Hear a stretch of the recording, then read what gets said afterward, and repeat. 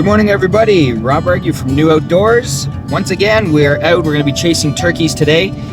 We held our educational in-person seminar turkey camp yesterday. So today we're lucky to be guiding a guy named Eric Morgan. He's from the Canadian Wild Turkey Federation. I met Eric by the phone basically just before COVID hit when I was working as director of the CWTF. We hired him to be a regional director on the East Coast, so in the Maritime region of Canada. And he's now here in Ontario with us to hopefully shoot his first turkey today and hopefully his second turkey tomorrow. So Eric's a really cool guy. He's ex-military. He's worked for conservation organizations in the past. So we're really excited to have him here to show him what turkey hunting is about in Ontario and get him his first bird so he can then go back to the Maritimes with a little bit more experience on how to hunt turkeys. So pumped for today. It's a beautiful clear day, full moon. I have high hopes, so I think it's going to be a lot of fun hunting with Eric Morgan from the CWTF for the next 2 days here in Eastern Ontario.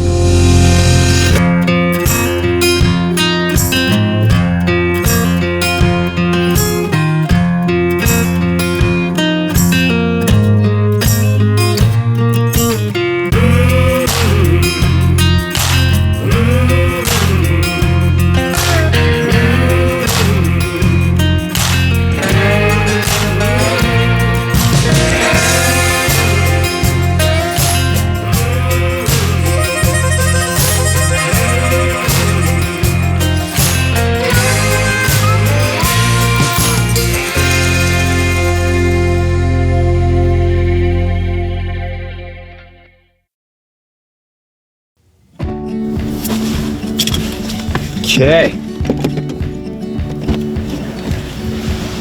Morning, sir. What's going on, boy? A little excited. I slept here. Did you really? I slept here, yeah.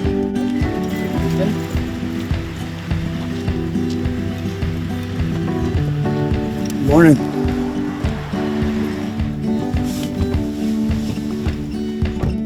Right. I know when we walked in yesterday, you pointed a couple areas where they might come out or might be coming in. Is there an area that, like, you would anticipate birds coming from? You need to be ready for them to come from any direction. Having said that, that's why you put the decoys out.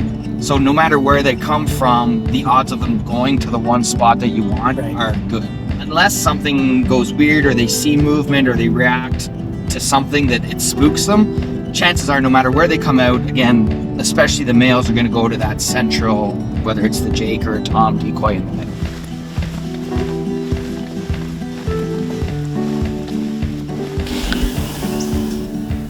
So again, they're roosting right there, but I think it was a hen. So instead of us walking on, well, let's just keep going. We're going to hit the corner of the field, so we're going to go out into the cornfield and across.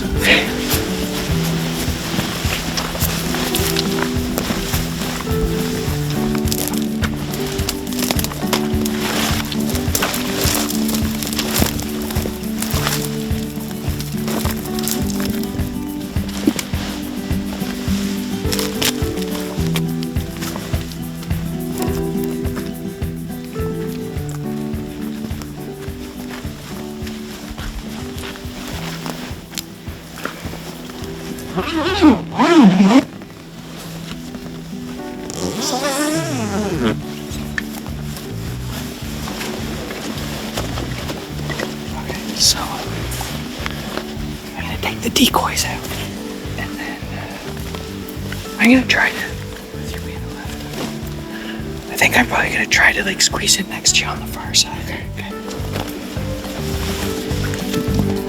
You got the neck again? Yes.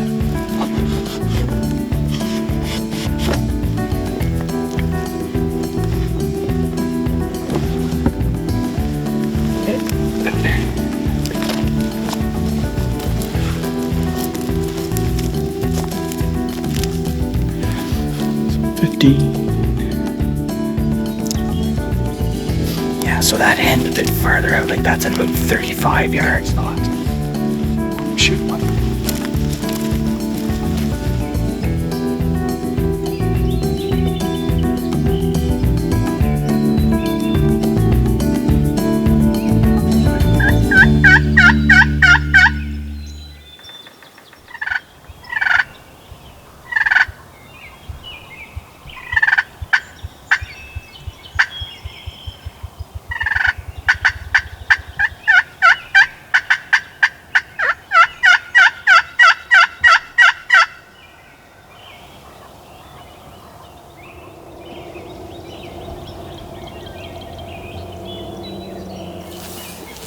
I'm actually a little surprised at how quiet it is. I thought there'd be a bit more gobbling and calling because it's a calm, nice, clear morning.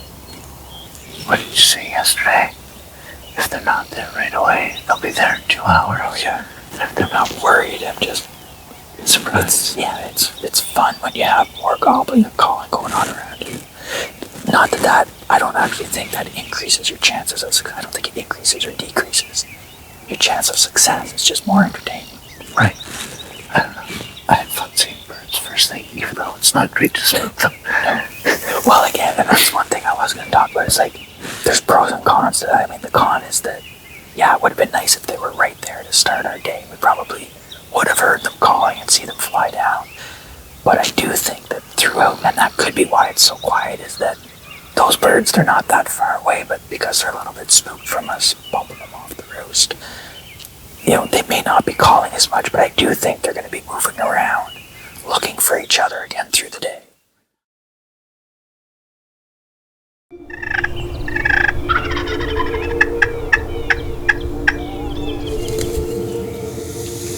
Got him, Dad. You're on him? So again, this is where you just have to make sure you pick basically the one on the back. Okay, so lift up. The guy, just again, make sure you don't get two in one shot. The guy on the left, when he sticks his head up, you'll be good to go. Yeah, so just slow and steady, bring the barrel up. You're good, bring it up. Bring it up. Try to get him to poke his head up. Just make sure you only get one.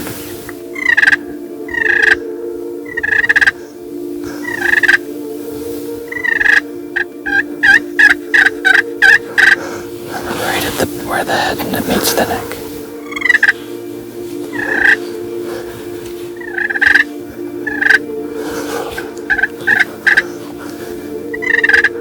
Now let them split up a little bit. They're not going anywhere, they're calm. Just gonna let them walk around a bit.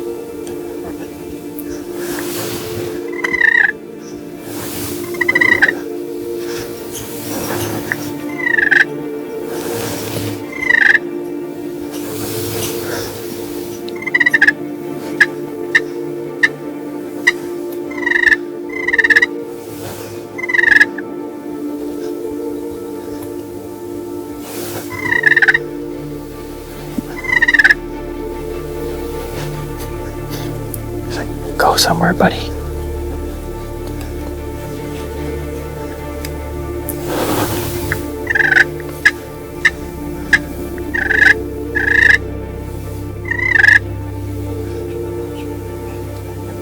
God, they're just like statues. Okay. Right in the head. Okay,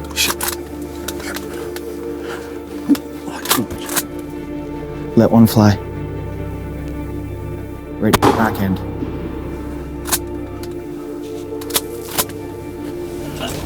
No, it's okay. Don't try. You're empty.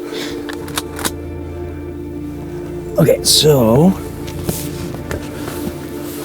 Actually, no, here, just pass me that. So, open the door. I'll give this back to you. So you go first, and we're just gonna walk up to see if we can find, like, he may almost be bedded down in there. So we're just gonna really have to keep watching in here in case he cuts back or something. So I think he went in somewhere around these two poplars coming up. Okay. Actually, I don't know if I see him or not. I'm wandering right in on the edge. We're just gonna have to walk up and see what we see. It's farther than this, though. I think we may as well just kind of just wander around in here a little bit.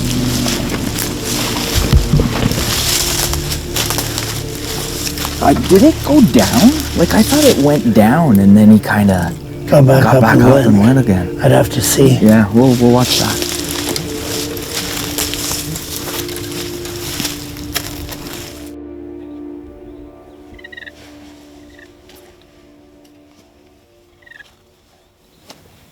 They both had a beard. Did they? Yeah. Better safe. Very, than very sorry. small on the other one, but there is a beard. Here.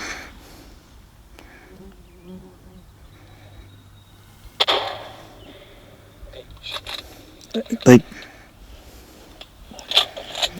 I don't know. Like, I mean, you hit him. I want to say, like, high, maybe. High? Well, we didn't see any of the ground kick Yeah. up. There was no sign of, like, I didn't see impact anywhere. I didn't see anything in the ground. I didn't see So any it wasn't going feathers. like really. I don't think so, but at the same time, the fact of, the way his body was and how he ran away and then didn't fly away, we hit him. I just don't know. I don't know where. Let's see, where does he go in the bush here?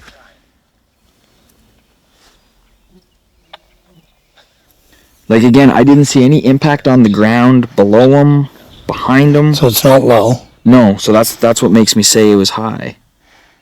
But then he couldn't use his wing. But he did it. He had both of his wings out. Like, it started with his left one, but then as he's running away, he had both of his wings out and his tail up, almost like he was strutting. So, I don't know. Because he ran away fine. He wasn't limping. If it was a real body shot, we would have seen the impact on the body more. So I aimed a little bit high, and I probably shot right, and came right where he was standing with his head that way. I came That's in right what I like think. there. That's what I think. So that was fun. Two jigs came in from the road. They were super quiet. We'd been hearing gobblers before, and everything had gone quiet. We were kind of figuring we'd have to wait until the toms started moving, and the jigs came in, basically ran right to the decoy. The decoy worked perfectly. The one that had the visible beard stepped off to the left. I raised my barrel. I aimed, I shot. It looks like I actually probably missed him, just skimmed him right over his back. I guess there's good news and bad news to that for me. I mean, obviously, I don't want to miss a shot. That's a little disappointing. But hoping that if I do miss and we aren't able to recover, which we're gonna keep looking here for a little bit, that the bird's okay and is able to move on. But I mean, either way, that'll be the end of the hunt for the day. I'm looking forward to tomorrow. Well, thanks for putting me in front of a bird. Yeah, well, we do what we can. Again, though, it just goes to show you just never know. Everything was quiet. Sorry, dude. No, that's okay. I'm sorry for you. It's my fault. Don't be sorry for me. You did your job. Well, it still sucks, though.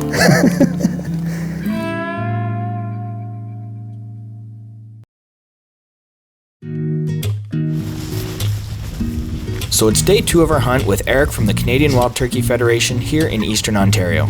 I decided to let the location from yesterday cool down for future hunts and took us to another property where I was confident Eric could get his shot at a gobbler to take back east. It was unfortunate to say the least that Eric missed his shot yesterday, and with today being his last day to hunt, the pressure to produce a bird is definitely on. With a little time spent after the hunt to dial in his shot placement, Eric knew that if a bird crossed his sights again, it was going down. Okay, does that work for you?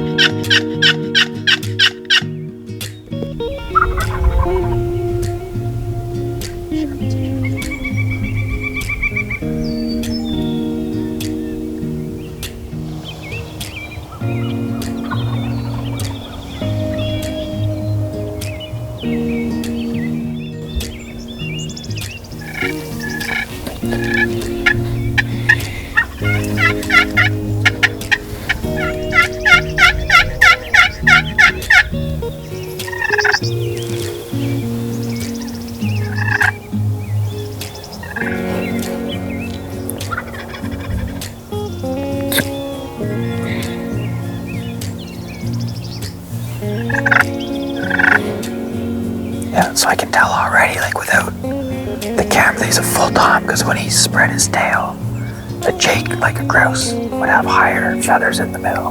Okay.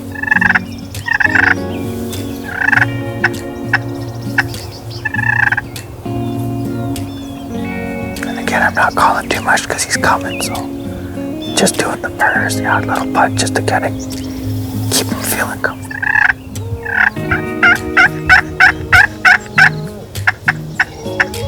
A bit more because he turned away, honestly.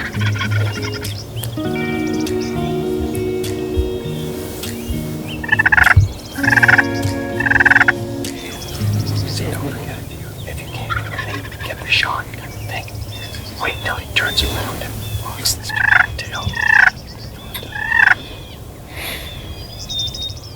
So at some point pretty soon, like when he's moving, bring the butt of the shotgun up to your shoulder. You're always better to move a bit when they're farther away.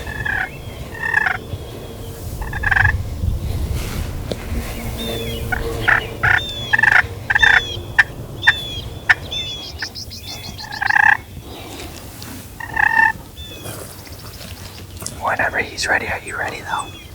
I'm ready. You're ready? Good, good.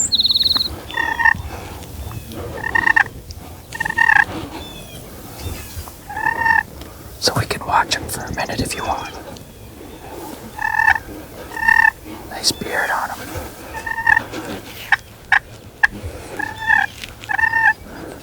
He's gonna come beat up the decoy.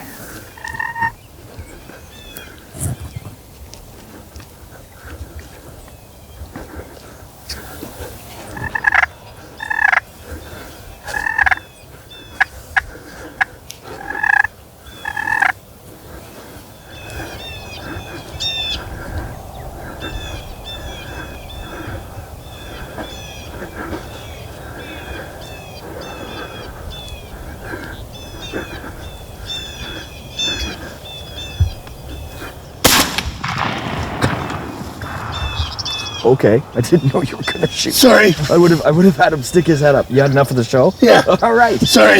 Look at the other turkey flying across the field. I don't even know where that came from. Sorry, guys. Don't be sorry, you got a turkey. Okay, safety on. Yeah.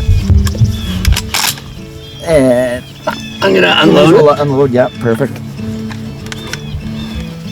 That shot felt great. That's good. Well, I mean, it hasn't moved. It hasn't flinched. It hasn't done anything. Might have been a little low. Well, right underneath the head If you say again. it was a little low, it's because his head was tucked into his body. That is a beautiful, big, mature tom. That felt so much better, man. Yeah, eh? That felt so much Just- better. Your brain was in the game and you had it lined up. And Yeah. again, perfect shot this time. You can see the holes of the pellets right in the head and the neck.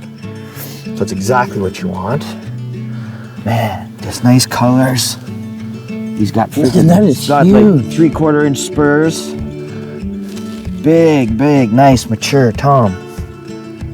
And perfect shot. He didn't flinch, Oh, you right? dropped. Like he dropped like a rock. That was Yeah. it. That felt Perfect so much shot. better. Perfect shot. Oh, that makes me feel better. Yeah. Well, that's exactly what I was hoping you would get. I mean, we didn't have any gobbling right next to us this morning. No. But there was gobbling all around us, all from a distance, and then kind of out of nowhere we had the one gobble down below. Anyway, it didn't happen too fast. We got to see him come up, gobble. We got to see him strut off and on all the way in.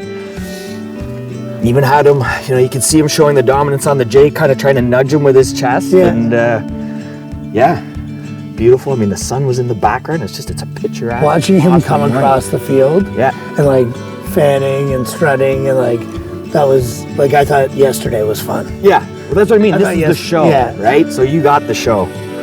Yeah, that is awesome, buddy. So it's your first wild turkey. First one. Congrats. Thanks, buddy. Wicked. And success. I just can't express how happy I am for Eric. What a beautiful first bird. Hopefully in his new position with the Canadian Wild Turkey Federation, he can take this experience and do great things within the organization. If you'd like to become a member, which I strongly suggest you do, visit CWTF.ca. The CWTF is a fantastic not-for-profit that works to conserve, protect, manage, and enhance wildlife habitats across Canada, as well as develop educational programs all aimed at preserving our environment and natural resources. As always, I'm Rob Argue, and thanks for watching this episode of New Outdoors. Stuck down in the body. Like, had he stuck his head and neck up, there would have been nothing. Why didn't you put his head up? Why didn't you tell me? I didn't know you were going to shoot. That's right.